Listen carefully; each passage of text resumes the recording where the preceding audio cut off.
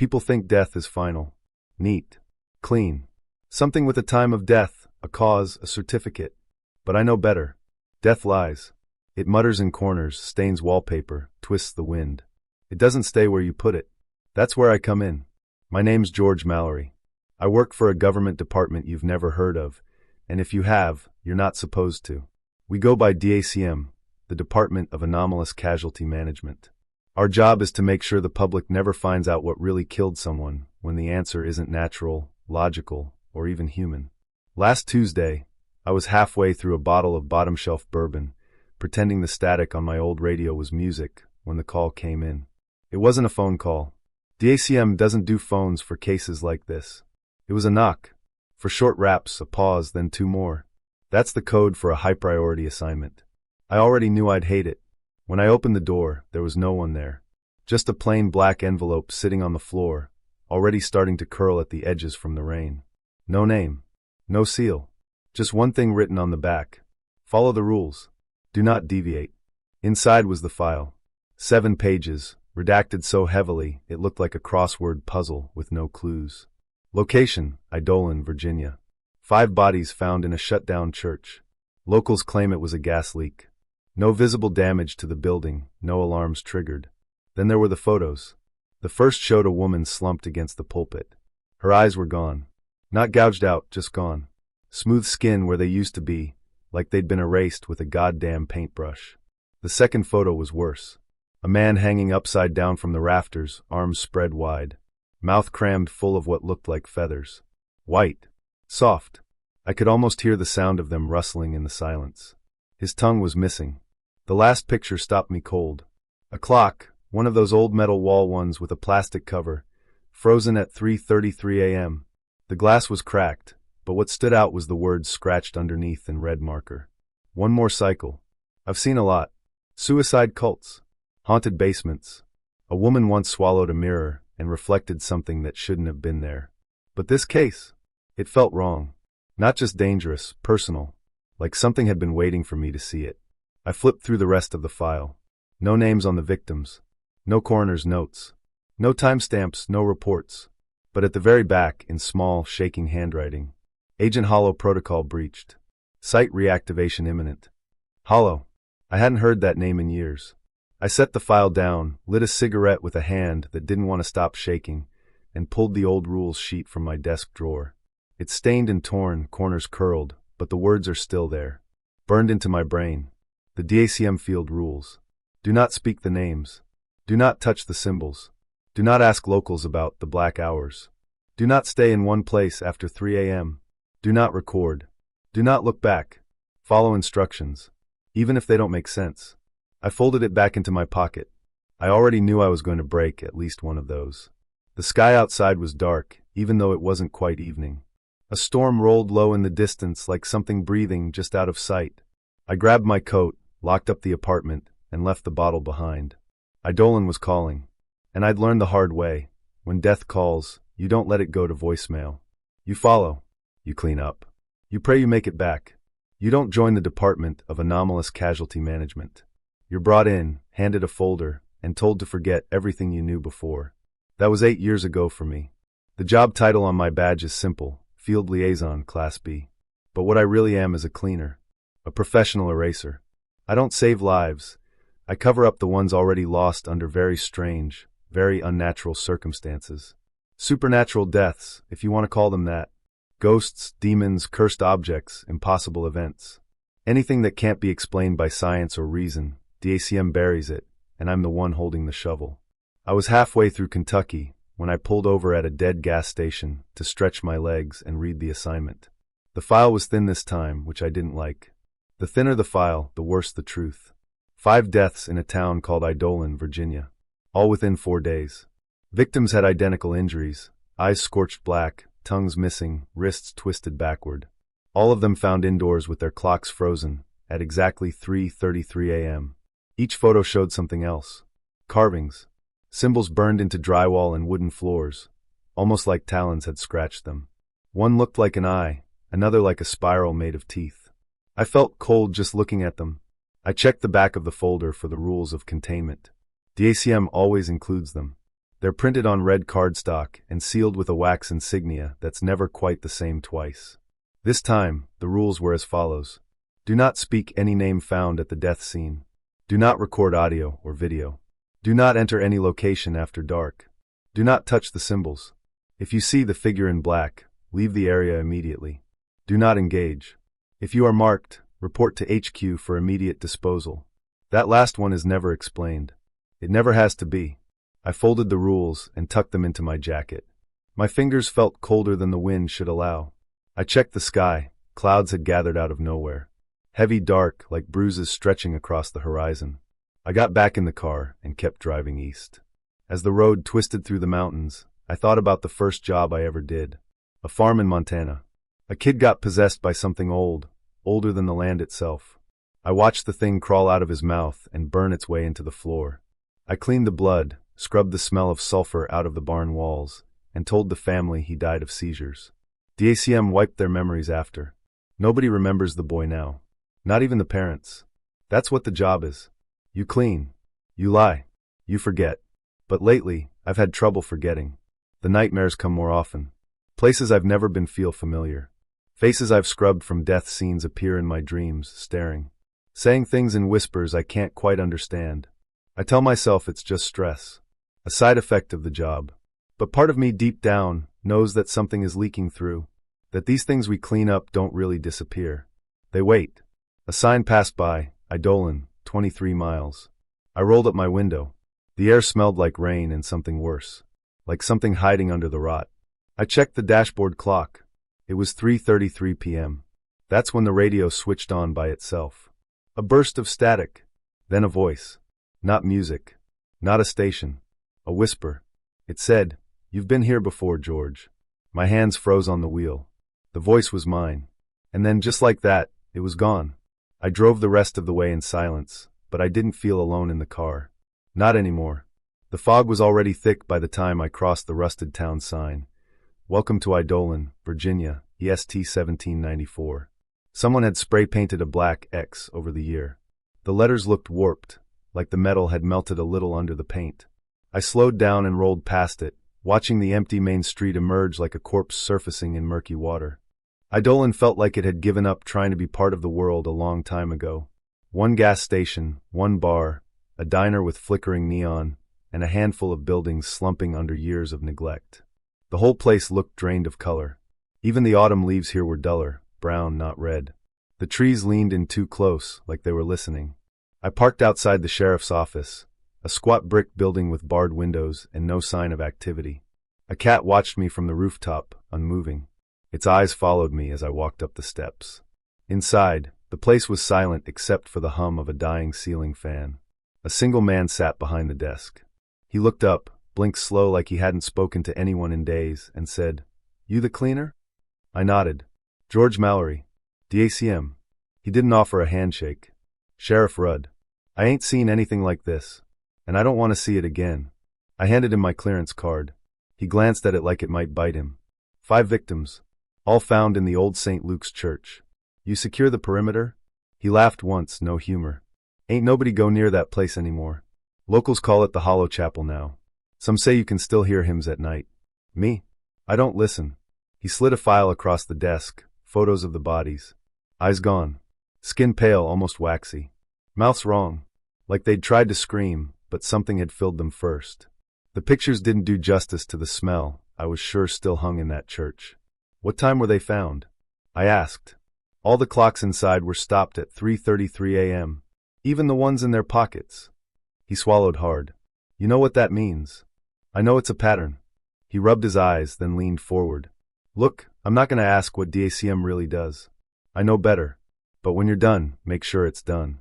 You understand me?" I did. Too well. I left the station and drove to the motel on the edge of town. It was called the Lantern Rest, though half the sign had burned out. The woman behind the desk didn't ask for ID. Just slid me a key with a room number scratched into it. 333. Cute. Room smelled like dust and wet wood. Curtains drawn. Wallpaper peeling like old skin. I dropped my bag on the floor, then sat on the bed and stared at the wall for a while. My ears were ringing faintly. Or maybe it was just the silence pressing too hard. Later, I took a walk. The town had no rhythm. No music from bars, no dogs barking, no TVs behind windows. Just that soft wind through hollow streets. At the corner, a boy on a tricycle watched me pass. He didn't blink. Back at the motel, I checked my equipment: recorder, EM meter, burner phone, tranquilizers, ritual salts, and a slim bone knife tucked deep in the lining of my duffel. All regulation issue. All things I was trained never to talk about. Then I sat down with the case file again. Flipping through the photos, the reports, the maps. One of the last pages had a line of text circled in red ink. I hadn't seen it earlier. Rule number 5, do not speak the names aloud. They remember. And just beneath that, written in shaky handwriting, someone had added, "He's awake again. We buried him in the chapel, but he's not staying buried." I felt a chill. Not fear. Not yet. But the beginning of it, curling in my gut like a coil warming up. This wasn't just another cleanup. Eidolon was humming with something old. Something hungry. And I had just walked right into its mouth. The church sat hunched at the edge of town like a secret no one wanted to speak about. Its steeple was cracked, the bell long silent. I parked the car a few feet from the crooked gate and stepped out, boots crunching over frostbitten leaves. The wind had picked up, dry and whispery, the kind that makes you feel like something's breathing on your neck even when you're alone. I unzipped my coat, pulled out my flashlight, and pushed open the iron gate. It gave a low groan, almost like it didn't want me going any further. The sheriff had said the bodies were found here, 5 of them, all in the front pews. He hadn't offered much else. Just handed me a folder, eyes wide, hands shaking. Told me he didn't want to talk about it. Told me I wouldn't either once I saw for myself. I stepped into the church, and the temperature dropped by 10 degrees. My breath fogged in the air. The place reeked of mildew, old wood, and something sweet but rotten. Like flowers left on a grave for too long. The door creaked shut behind me. Inside, moonlight slipped through the cracked stained glass windows, throwing bruised colors across the pews. The pulpit stood in silence, draped in cobwebs, and beneath it, dark stains still painted the floor. Dried blood, most likely. I swept the flashlight across the room. That's when I saw them. Symbols. Carved into the walls, the backs of the pews, even the altar. Circles within circles, jagged lines through ancient letters, shapes that made my brain hurt if I stared too long. I crouched down near the front pew where the bodies had been. The chalk outlines still faintly remained on the wooden floor. The case file hadn't shown the worst of it. All 5 of them had their eyes burned out, perfect sockets, smooth as if melted clean. No sign of a fire. No external wounds. All 5 watches on their wrists stopped at exactly 3:33 a.m. I looked closer at one of the carvings, just behind the pulpit. This one was different. It pulsed. Not like a trick of the light. Not like the reflection of my flashlight.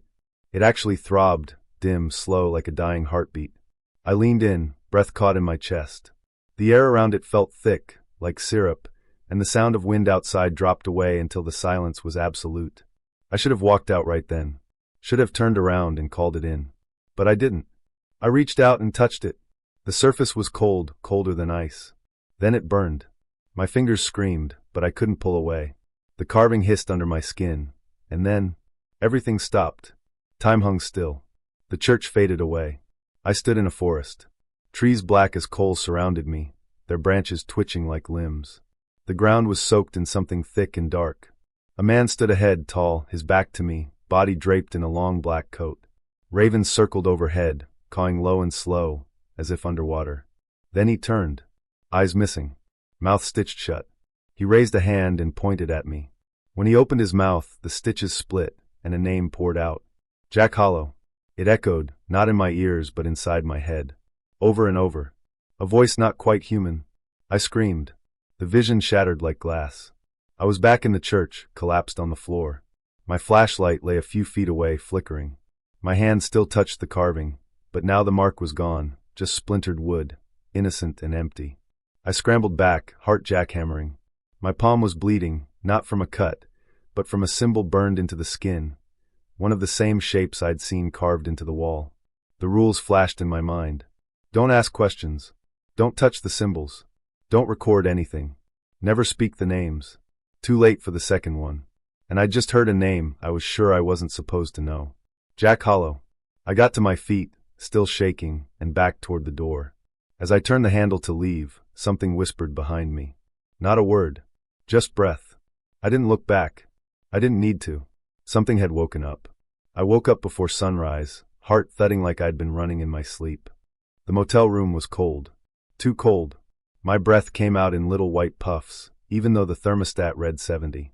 I sat up, slowly, joints cracking like dry branches. For a moment, I just listened. Nothing. No wind. No birds. Not even the hum of the vending machine outside. The silence in Eidolon had a weight to it, like it pressed against your ears and dared you to speak. I stood and went to the window. The glass was fogged from the inside, and there was something drawn on it. A shape. A symbol. I hadn't done it. I wiped it away with my sleeve and stared out. The parking lot was empty, except for my car and a pale green bicycle lying on its side. The air outside was thick with fog, not morning mist, but the heavy, clinging kind that didn't move when you waved your hand through it. The kind that felt alive. Something about the silence made me turn on the radio. It was an old habit. Noise helped keep my thoughts in line. I tuned it to a local AM station and got nothing but static. Then through the crackling, a voice. Not a broadcast. Not a DJ. A whisper. George? I turned the knob harder. The voice cut out. Just more static. I stared at the radio, heart thudding faster now. My hand hovered over the dial. Was it a glitch? A trick of the brain? I told myself that, but I didn't believe it. I decided I needed answers, real ones. The church was off limits for now. I'd already broken a rule there, and the symbol I touched, it still tingled in my skin. No, I needed someone who wasn't from DACM. Someone local. Someone old enough to know this town's secrets. So I went to the one place where you always find both age and guilt. The church's old caretaker, Father Nathan, lived alone in a shack on the hill above the cemetery. I'd seen him from a distance the day before, feeding crows like they were stray cats. When I knocked, he opened the door before I could lower my hand. You touched it, didn't you? He said. I didn't ask how he knew. His eyes were bloodshot and yellowed around the edges. His face looked like it had been carved out of old bark. He smelled like smoke and grave dirt. I don't know what I touched, I said. That's why I'm here. He shook his head. That's the problem with your kind. You all think you're here to fix something. Who is Jack Hollow? I asked. The old man flinched. Where did you hear that name? I heard it in my sleep. On the radio. Maybe in my own damn head. He's real, isn't he? The priest stepped aside. Come in. And don't say his name again. His home was cluttered with dusty books and candle stubs. No electricity. No phone. The man lived like he expected the world to end any day. Maybe in his mind it already had. Eidolon's a place that remembers, he said, pouring black coffee into 2 mismatched mugs. Most towns forget things. Bad things. But not here. Here they cling. To what? Pain. Death. Blood spilled in the wrong places. Old promises. I leaned forward. What kind of promises? He hesitated, staring at the steam curling from his mug. When they built this town, they disturbed something. Dug too deep. Opened a crack in the world. And something looked back. The veil, I said quietly. That word had shown up in an old DACM memo I found. Once. He nodded. You've seen it, haven't you? In dreams, maybe. In the static. You're already marked. I didn't like the sound of that. What does it want? He looked up at me, and his eyes didn't look like they belonged to a priest anymore. It doesn't want. It remembers. And it's almost time again. I stood. Time for what? He didn't answer. Instead, he walked me to the door and said, Don't stay past the 7th sunset, Agent Mallory. If you do, you won't leave at all. That's when the dead remember the way back. I started to ask more, but he closed the door in my face. I walked back to the motel, every step feeling heavier than the last. The fog had gotten worse. It wrapped around my legs like something pulling me down. I got to my room, shut the door and locked it. Then I sat on the bed and stared at the radio. It was off, but the static kept whispering. And this time, I heard my own voice whispering back. I didn't sleep much that night. Every time I shut my eyes, I heard wings beating against the motel walls. Not birds, not really, more like something pretending to be birds. I kept waking up at exactly 3:33 a.m., heart pounding, radio hissing with static, TV turning itself onto snow. The air in the room had that strange, burnt sweet smell again, like scorched feathers and spoiled flowers. The next morning, I walked into Eidolon's library with 3 hours of sleep and a head full of ghosts. It was barely functioning, dust-covered shelves, yellowing light bulbs, a librarian who looked like she'd been embalmed in her chair. She didn't speak. just nodded once and pointed to the back when I asked about old town records. I followed her finger past stacks of rotting encyclopedias and microfilm reels with labels like "Do Not Duplicate" and "Town Events, Restricted." The archive room smelled like wet stone and mildew. I pulled on a pair of gloves. Rule number 5. Always wear gloves when handling original documents. You never know what's been printed on, or what's trapped inside. I was looking for anything unusual in the last few decades. Specifically, anything about a Jack Hollow. Took me an hour before I found his name. Not in any police report. Not in any obituaries or census records. It was in a DACM field journal, buried in a sealed manila envelope at the bottom of a locked drawer. Someone had scribbled a warning across the folder in red marker. Do not file. Contains Corvid incident material. My pulse quickened. Inside were scanned pages from a 1987 mission brief. Agent Jack Hollow, former field agent. Last seen in Eidolon. Labeled MIA, presumed rogue. There were photos too, black and white surveillance shots. One showed Jack walking out of the very church I'd visited, arms raised, feathers raining down around him. Another showed 5 people lying in a circle around a burning symbol, their mouths open in silent screams. According to the report, Jack had violated protocol by interfering with an active containment node. Translation: he tried to stop the ritual. Whatever it was. DACM didn't take kindly to rebellion. They sent in a sweep team, but by the time they arrived, Jack had disappeared. The town refused to speak about it. The last page was a transcription from an intercepted radio transmission, presumably sent by Jack before he vanished. The rules are lies. We're not containing anything. We're feeding it. 5 deaths every cycle. The veil needs blood, and we're the ones pouring it. If you hear this, remember my name. I read that page 3 times. Then I looked up and noticed the librarian standing in the doorway, staring at me. You're not supposed to be back here, she said. Her voice was flat. Empty. I slid the folder back into my coat. Just doing some research. She took a step closer. You touched his name. What? You said it in your head. I saw it in your eyes. Her pupils were dilated. The air seemed to ripple around her like heat off asphalt. He hears you now. You should leave. Before I could reply, the lights flickered and went out. Complete blackness. A second later, they flickered back on, and the librarian was gone. No footsteps. No door creak. Just gone. I left the library fast, folder under my arm, heart pounding. Outside, the wind had picked up. Dead leaves spiraled in tight circles around my boots. The sky was low and heavy, like it was pressing down on the town. Back in my motel room, I studied Jack's face from the surveillance photo. He looked calm, peaceful even, like a man who'd given up on pretending the world made sense. His eyes seemed to look right through me. I poured a drink and stared at the wall. Jack Hollow had seen something. Something DACM didn't want to talk about. Something worth breaking every rule for. And now I'd spoken his name. I didn't sleep that night either. I knew something was waiting for me in those woods, something I wasn't meant to find. The whole town felt like a slow-moving trap, and every face I passed hid a secret, one they didn't want me to uncover. I needed proof, something solid to explain why the deaths were more than accidents. Why the air itself tasted like ash. The night was thick with fog when I slipped out of the motel. The cold crept under my coat, and my boots barely made a sound on the soft dirt path leading to the forest edge. Every step felt heavier, like the trees were watching, listening. The radio in my pocket crackled, a low hiss, then silence. I reached a clearing just as the moon slipped behind clouds. There, under the skeletal branches, a group had gathered. Shadows moved like flickering candlelight, faces hidden behind black bird masks, the kind with long, curved beaks. My breath caught in my throat. They were chanting low and rhythmic, voices weaving together like a thread pulling at my bones. The language wasn't one I recognized, but something in the tone made my skin crawl. It was old, older than any prayer I'd heard before, and it was meant to call something out of the dark. Then, from the center of the circle, he appeared. Jack Hollow. He didn't move like a man. His steps were too smooth, his voice too calm. The masks turned toward me, but he looked straight through the fog to my face. A slow smile crept over his lips, not friendly but knowing. "Welcome back, George," he said, his voice a low melody that slid through the night air. "You touched the mark. You heard the names. Now you're here." I wanted to turn and run, but my legs felt rooted to the spot. The forest seemed to lean in, like the trees themselves were listening to his words. Around us, the chanting grew louder, a wave crashing against my mind. "Do you remember?" Jack asked. "The rules you swore to follow. Don't ask questions. Don't touch the symbols.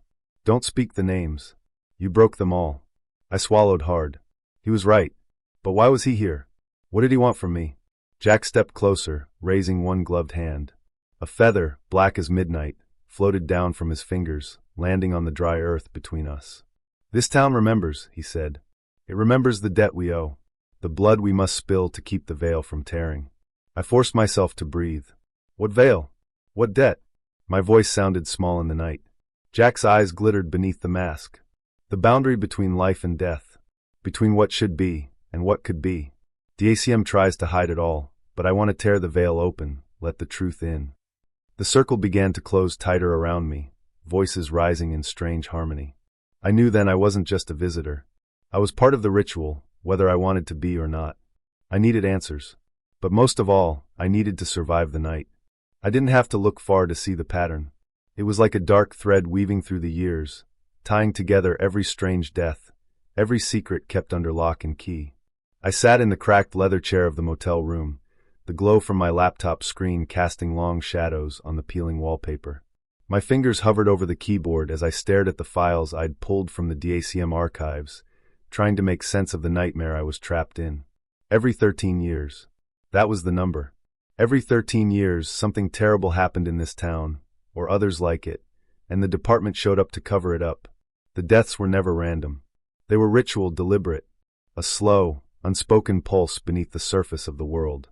I traced the dates on the screen, each one marked with the same eerie signs. Clock stopped at exactly 3:33 a.m., bodies with eyes burned out like someone wanted to erase their sight, and strange symbols carved into wood or stone. And always feathers. Black feathers stuffed in mouths or scattered at the scene, like some sick signature. The last 5 deaths in Eidolon weren't the first. They were just the latest loop in a cycle. The last one had happened 13 years ago, and I was there for that one. Or at least, part of me was. The more I dug, the more the townsfolk's quiet avoidance made sense. This wasn't just some backwoods mystery. It was a dark tradition, a sick ritual passed from generation to generation. I shut the laptop with a snap and ran my hands through my hair. This was bigger than me. Bigger than DACM. Bigger than whatever thin safety net I'd been clinging to all these years.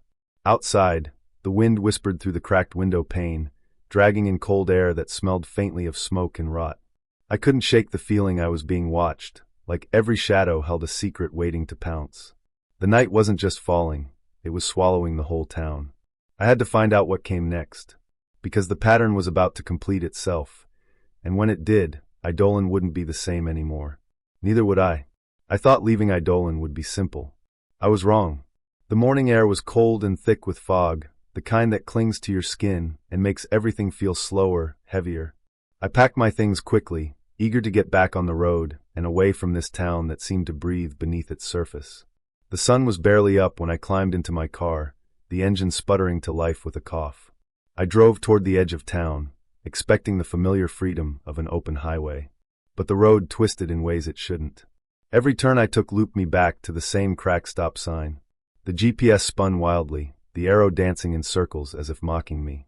I pulled over to the side, heart pounding, fingers gripping the wheel tighter than necessary. I checked my phone. No signal. Just static. I tried again. Static. Then the screen flickered, and a message appeared, short and sharp. Sanitize or be sanitized. My stomach turned cold. I wasn't sure if it was a threat or a warning, but I knew one thing for certain. I was trapped. I walked back into town, looking for answers. The streets were empty, the buildings standing like tired ghosts watching my every move. I went to the diner where I'd grabbed breakfast the day before, but the windows were boarded up, the sign creaking in the wind. I stopped a man on the street, a local maybe, and asked if there was another way out of town. He just stared, his eyes dark and tired. He shook his head slowly and said nothing. It was as if the town itself had decided to swallow me whole. I tried the sheriff's office. The door was locked, but through the window, I saw files scattered across a desk, reports I wasn't meant to see. I pressed my hand against the cold glass and whispered a question I already knew the answer to. Is there any way out? No reply. I felt like a rat caught in a maze built by an unseen hand. Later, as dusk began to settle, I tried calling DACM. For the first time since I arrived, my phone buzzed, but the message was garbled, a harsh whisper through static. Sanitize or be sanitized. That phrase echoed in my mind like a hammer striking iron. The rules I'd lived by all these years suddenly felt like chains tightening around my neck. I sat on a bench in the town square, the air growing colder. The fog thickened, swallowing streetlights one by one until I was left with nothing but the faint glow of a dying sky. I realized this wasn't just about covering up deaths anymore. This was a trap, and I was the prey. There was no way out of Eidolon. Not until I played the game their way. And I wasn't sure I was ready to. They caught me before I could disappear into the fog. One moment I was slipping through the woods, trying to make sense of the whispers and shadows that clung to my skin like cold sweat. The next, hands grabbed me from behind, rough, sure, but steady. No shouting, no struggle. Just a quiet, firm grip pulling me away from whatever hope I had left. They brought me to a place I didn't expect to find beneath Eidolon. A cavern, deep and wide, carved into the earth long before the town ever existed. The air was thick with damp and something else, something old and heavy, like the breath of a sleeping giant. Jack was waiting there. His eyes caught the dim light and gleamed with a wild kind of hunger. He smiled, but it wasn't a friendly smile. It was the smile of a man who's seen too much and no longer cares who else sees it too. "You made it here," he said, voice low and calm, like a man reading a poem only he understood. "Or perhaps you never left." I wanted to speak, to ask questions, but the words caught in my throat. Instead, I watched as Jack stepped closer, his movements graceful and unnerving. Around us, faint symbols glowed on the stone walls, twisting spirals, jagged lines, and shapes I couldn't name but felt deep in my bones. "This place," Jack said, gesturing to the cavern, "is the veil. The boundary between the world of the living and the world beyond. A thin, fragile line that holds everything in balance." I swallowed hard. I had spent years covering up deaths, cleaning the messes no one was supposed to see. I thought I was protecting people, keeping order. But Jack's words made that lie feel colder than the stone beneath my feet. "You think DACM protects the world?" he asked, eyes boring into mine. "They don't. They bargain with it. Every death we hide, every secret we bury, feeds the veil, keeps it from tearing wide open." I remembered the warnings, the strange symbols, the unnatural deaths, the way time seemed to bend in Eidolon. It all made sense, and none of it did. I was part of the machinery, a cog in a system I didn't fully understand. Jack's voice dropped to a whisper. "You've been here before, George. You helped seal the last rupture. But you forgot. They made sure you forgot." A cold wave swept over me. I blinked and suddenly saw flashes, a younger version of me, standing in this same cavern, hands shaking as I followed orders I barely understood. Jack standing across from me, eyes full of warning I ignored. "You were never meant to remember," Jack said. "That's the rule they hide behind. Forget, obey, cover up. But the veil weakens, and soon it won't be enough." I wanted to run, to fight, to scream. But my body felt heavier, tethered to this place, this truth. The veil wasn't just a boundary, it was a prison. And I was trapped inside it. Jack reached out, brushing a lock of hair from my forehead. "The choice is yours. Help me break the cycle, or follow their orders, and let the world burn slowly beneath a thin, cracked mask." His eyes gleamed again. Not with madness, but with desperate hope. I looked into the darkness beyond the cavern's edge. The air shimmered with something alive, something waiting. And for the first time in a long time, I felt the weight of a decision, not forced, but mine to make. I never wanted to come back to Eidolon. But here I was again, standing in the cold shadow of that rotten town, feeling like I had never left. The underground chamber they called the Veil was damp and smelled like earth and old secrets. Jack's voice echoed off the stone walls, soft, cruel, patient. "You've been here before, George," he said. His eyes burned with a strange light, the kind you don't see in normal men. "You just forgot." I wanted to say it was a lie, but the weight in my chest tightened. My mind started to twist, pulling loose threads I thought were buried. Flickers of images crashed into me. Faces I barely recognized, a fire that wasn't mine, screams muffled by something cold and clinical. Jack stepped closer. "They wiped your memory. They had to. You were part of the last cycle, 13 years ago. You helped clean up the mess, just like you're supposed to." I shook my head, trying to push it all away, but it didn't work. The memories came flooding back like a broken dam. The night was dark, colder than any I'd ever felt, and the church was full of shadows that moved on their own. I was there, running through the halls with a flashlight that barely pierced the gloom. The bodies were everywhere. faces frozen in silent terror. The smell of burnt flesh and damp would thicken the air. I remember the sound of chanting, low and desperate, coming from the basement. I remember the pounding in my chest as I followed it down, the ritual circle drawn in dried blood. And then I saw him, Jack Hollow, standing at the center, eyes blazing like coals, his hands raised to the sky.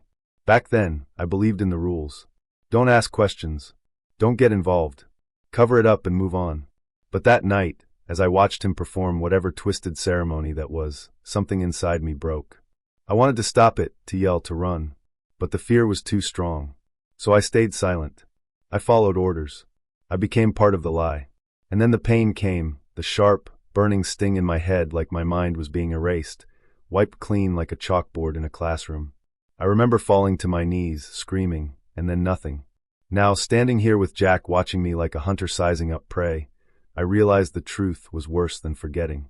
It was knowing I had betrayed myself, and everyone who never got a chance to fight back. Jack's grin was cold. They made you forget to keep the cycle going, to keep the veil intact. But I'm here to break it. I clenched my fists, the past and present crashing together like thunder inside me. If I was going to face this nightmare again, I had to remember everything, even the parts one wished I could forget. Because this time, I wasn't just covering up deaths. I was fighting for my soul. The air in the cavern was thick, heavy with a weight I couldn't explain. It pressed on my chest, made it hard to breathe, like the walls themselves were closing in. The flickering torchlight danced on the damp stone, throwing shadows that looked alive, moving just beyond my vision. I wanted to look away, but something rooted me in place. Jack stood near the center of the chamber, his eyes gleaming in the dark like a predator's. He was calm, too calm, like he was waiting for me to understand something I didn't want to. I could smell the old earth and something sharper, something like rust and burnt paper. "This is the veil," Jack said, voice low and steady. "The thin place between our world and what lies beneath. Every death you covered up, every soul you hid from the public, helped hold this door closed." I swallowed hard, feeling the truth settle in my gut like a stone. I had spent years burying deaths, believing I was protecting people. But now I saw the other side of that lie. Jack stepped closer. "They told you to follow the rules. Never speak the names. Never ask why. But the truth is, George, you are part of the ritual. The cycle must continue.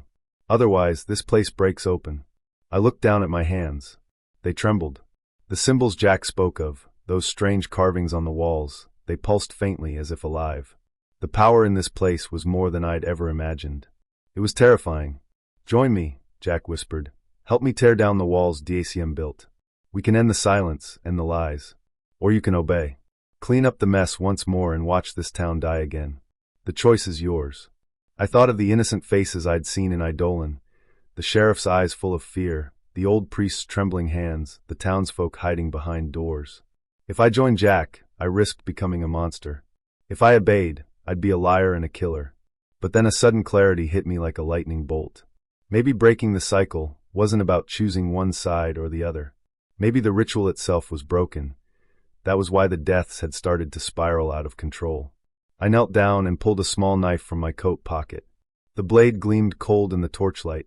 My breath hitched as I traced my finger along one of the carved sigils on the cavern wall. The symbol felt alive, pulsing like a heartbeat beneath my skin. Without thinking, I sliced my palm open, warm blood dripping down onto the stone. I used the knife to carve fresh lines into the ancient symbol, disrupting its shape, twisting it into something new, something wrong. A low rumble shook the cavern. The pulsing glow grew wild, spreading along the walls and ceiling like wildfire. Shadows twisted and stretched, faces appearing then vanishing in the flickering light. The veil was breaking apart. I could hear voices, whispers at first, then rising to screams. They echoed through the chamber, voices from another time, another place. Some pleading, others angry, some full of sorrow. The ground trembled beneath me, dust falling from the ceiling. Jack's calm smile vanished. He reached out, but the shadows swirled around him like a storm, pulling him away, his laughter echoing long after his figure disappeared. I stumbled back, heart pounding. The rift was open, but only halfway. The cavern began to collapse, stones cracking and falling. I ran without looking back, the voices chasing me down the dark tunnels. When I finally burst out into the cold night air, the stars above seemed sharper, colder.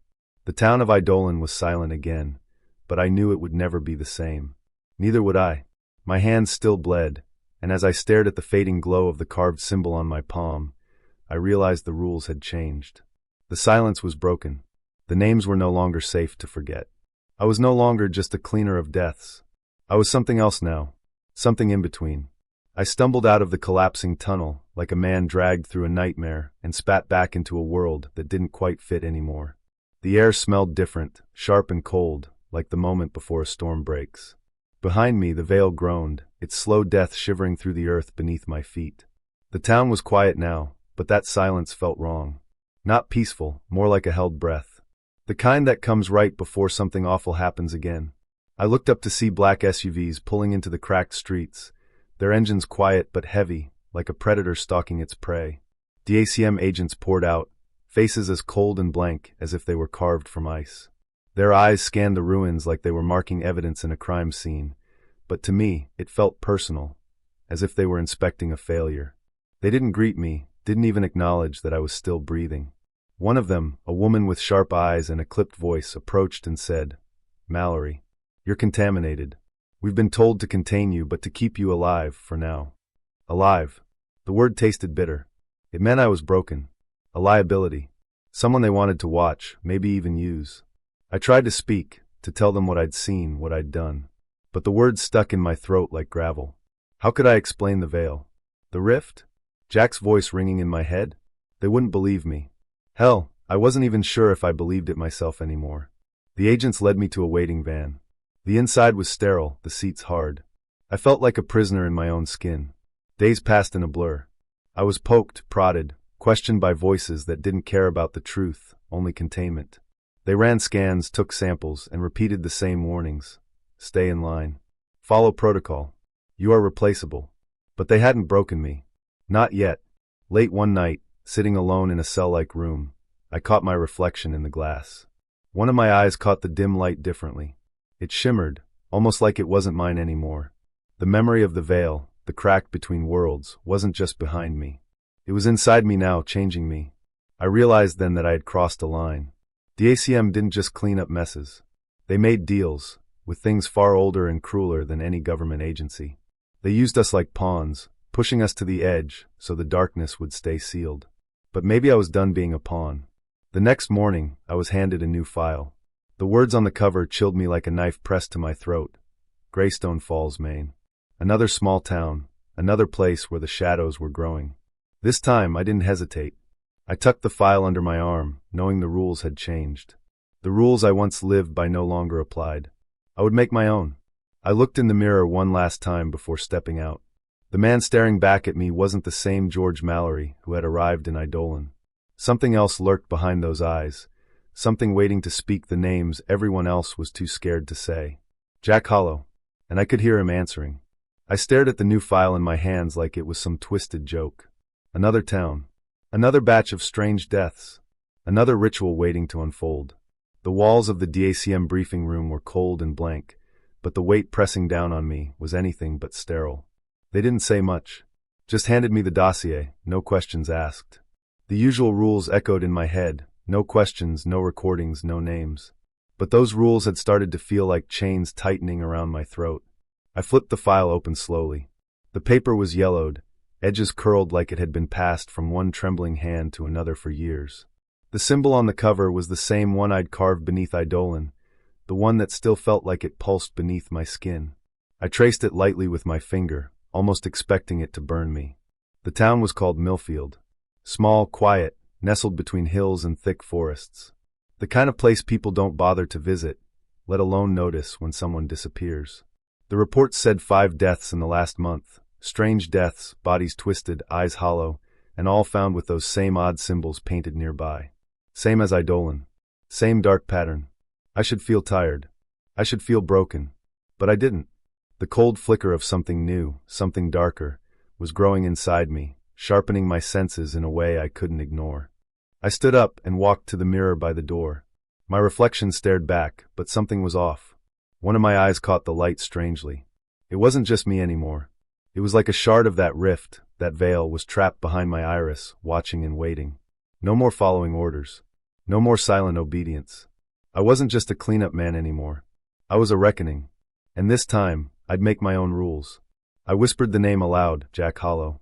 The sound barely left my lips before the lights in the room flickered and the shadows in the corners seemed to twitch. I wasn't alone. Not really. I slipped the file into my jacket, feeling the rough paper press against my chest like a warning, or a promise. The road ahead was darker than before, and this time, I was walking it without a map. The file sat on my desk like a weight I couldn't lift. I stared at the cover, the same strange symbol from Eidolon burned into the paper like a brand. It wasn't just a mark, it was a warning. A promise. I reached out and touched it, my fingers trembling without me meaning to. The room around me was quiet, too quiet. The hum of the fluorescent lights overhead buzzed low, almost like a voice humming just beneath the surface. I whispered the name without thinking. Jack Hollow. The sound felt wrong in my mouth, like swallowing something bitter and sharp. But I needed to say it. I needed to hear if the silence would break. The lights flickered. One twice, then a slow, uneven pulse like a heartbeat caught in a broken rhythm. I felt a shiver crawl up my spine, the kind that warns you something unseen is watching, waiting. The office around me didn't feel the same anymore. Shadows seemed to stretch farther, deeper. The air thickened, heavy with old secrets and something darker, something alive.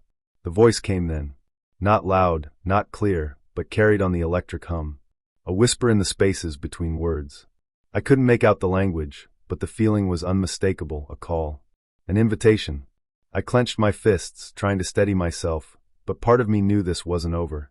The veil had thinned, not torn, and the names I'd been told never to speak were alive, moving just beyond the edges of my mind. I looked back at the file and knew what I had to do. This time, I wouldn't just cover it up. This time I would dig deeper. Because the silence was breaking, and when it did, everything would change. The night stretched on, and the shadows whispered my name. George.